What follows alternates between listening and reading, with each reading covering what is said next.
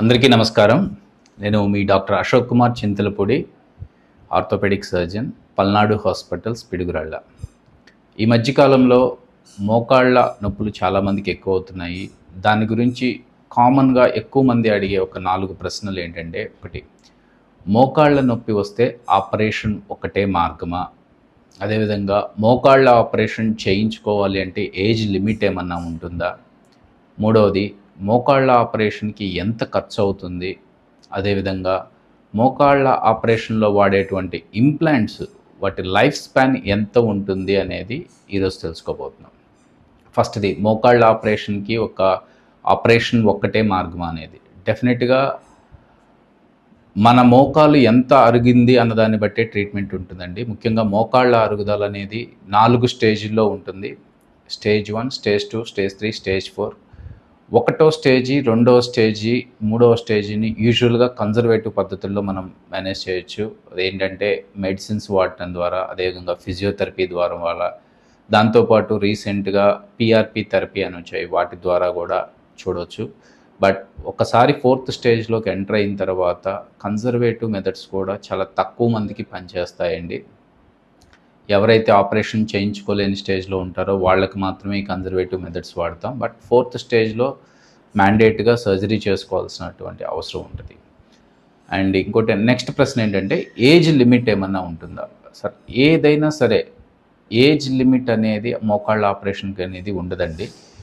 మనకి ఎంత డ్యామేజ్ జరిగింది మోకాళ్ళలో, మనం ఎంత ఇబ్బంది పడుతున్నాము, పేషెంట్ ఆపరేషన్కి ముందు అంటే తన ఫిజికల్ స్టేటస్ ఏంటి, ఎలా వర్క్ చేస్తున్నారు, ఎలా తిరగగలుగుతున్నారా లేదా, కోమార్బిడ్ కండిషన్స్ ఏమన్నా ఉన్నాయా, particularly CVA, coronary vascular diseases లాంటివి కానివ్వండి, పక్షవాతాలు కానివ్వండి, అలాంటివి ఏదన్నా ఉన్నాయా లేదా, ఇంకేదన్నా హార్ట్ ప్రాబ్లమ్స్ ఉన్నాయా, అవి తప్పితే ఏజ్ లిమిట్ అంటూ ఏదన్నా ప్రత్యేకంగా ఉండదండి. బట్ యూజువల్గా 50 years అబవ్ వాళ్ళకి చేయించుకుంటే బెటరు అంటారు. బిఫోర్ 50 years ఏంటంటే వీలైనంత వరకు కన్జర్వేటివ్గానే మేనేజ్ చేస్తామండి. ఇన్ కేస్ కొంతమందికి ఏదైనా బాగా డ్యామేజ్ అయ్యి విపరీతమైన కాళ్ళ వంకర్లు వచ్చిన వాళ్ళకి తక్కువ ఏజ్లోనే చేశాము. నేను లీస్ట్ చేసింది 41 years వాళ్ళకండి. అంటే అలాంటి వాళ్ళకి వాడే ఇంప్లాంట్స్ కూడా కొంచెం డిఫరెంట్గా ఉంటాయి.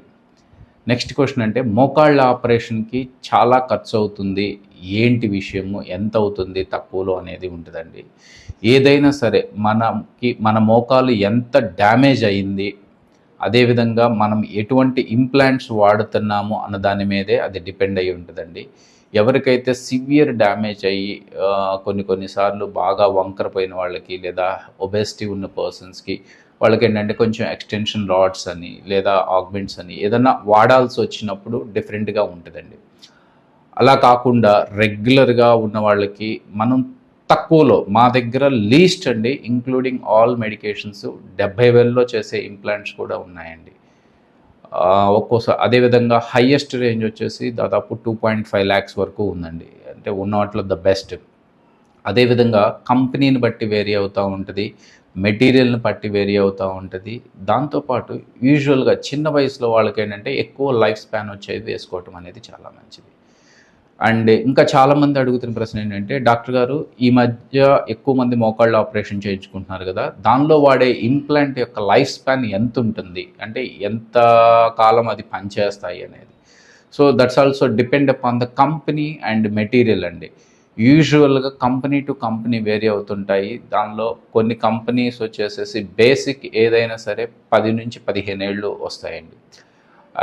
కొన్ని అడ్వాన్స్డ్ అంటే కొంచెం మంచి కంపెనీస్, కొంచెం మంచి ఇంప్లాంట్, దానిలో వాడే మెటీరియల్, దాని మీద డిపెండ్ అయ్యి అప్ టు కంపెనీ వాళ్ళు ఇచ్చేదే 40 years వరకు ఉంటుందండి. సో పేషెంట్ ఏదైనా సరే ఏజ్ లిమిట్ కానివ్వండి, కాస్ట్ కానివ్వండి, ఇంప్లాంట్ దాని యొక్క స్టెబిలిటీ కానివ్వండి, ఏదైనా సరే పేషెంట్ టు పేషెంట్ వేరీ అవుతూ ఉంటుందండి. So thank you very much.